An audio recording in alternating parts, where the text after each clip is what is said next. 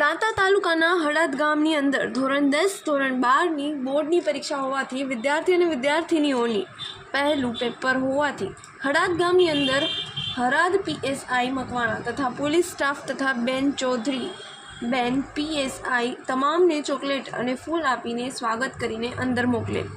સ્વામીજી અખંડ ઉચ્ચ માધ્યમિક શાળા હળાદ ગામની અંદર રાજુભાઈ જોશી, હળાદ પ્રેસ રિપોર્ટર.